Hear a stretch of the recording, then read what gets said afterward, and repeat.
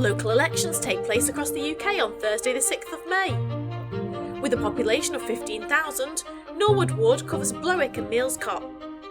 There are 4 candidates standing for one available seat. Let's meet the candidates from Norwood ward. The seat will be contested by Dave McIntosh of the Green Party, Conservative Pam Teasdale, Labour's Karen Waterfield, and Liberal Democrat Alistair West. The elected individual will join Labour councillors Mari Doyle, MBE, and Greg Myers. Hi, I'm Alistair West. I'm the Liberal Democrat candidate for Norwood ward. Hi, I'm Karen Waterfield. I'm the Labour candidate for Norwood ward. I'm a sitting councillor, and so I'm up for election again this year.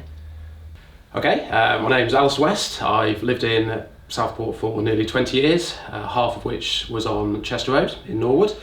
I live here with my wife and 2 boys. My background is in IT and specifically in education. I've worked in a local primary school for 17 years.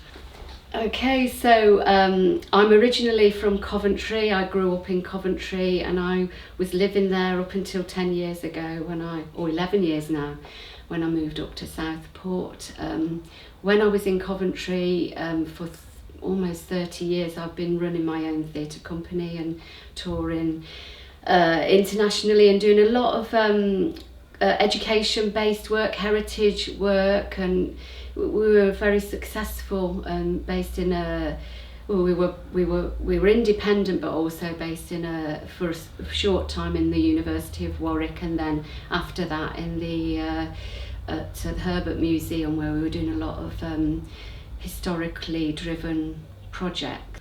I've been interested in politics for most of my adult life, and like many people, I've been frustrated with the way that some politicians have behaved and the fighting between parties, but I do believe that politics plays an important role in society and should be a force for good. I believe in a fair society. I believe in a society where we provide the tools and resources for hardworking individuals and families to be able to better themselves and society, but I also think it's vitally important that we have a system with a safety net to protect the most vulnerable in society.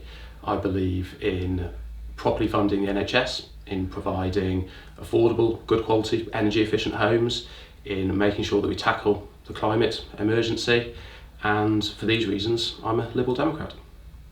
I'm a person-centred person, really. I'm kind of very outgoing, and I'm shy, but I also like to help people, so I'm a bit of a doer rather than I like strategy, I'm interested in policy, but for me it's about your relationship with people. Okay, so sort of things I was going to say was the sort of things that lots of areas have in terms of the fact that we've got, most residents are extremely conscientious and care about their community, but we have a small number of people that come and use the area and are less considerate with both their dogs and with their vehicles.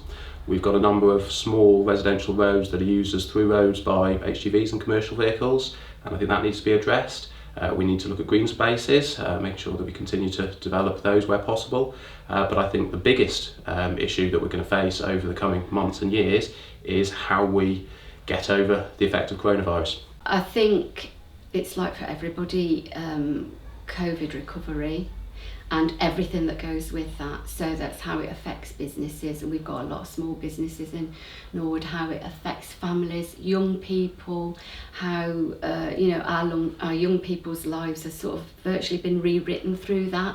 So the job market, education's been affected.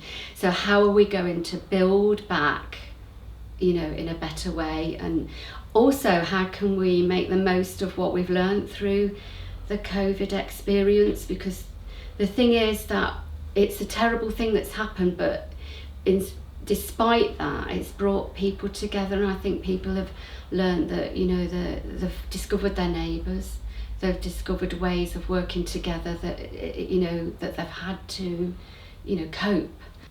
And there were people who have lost loved ones in Norwood ward. There were people who are still recovering from the health impacts of coronavirus.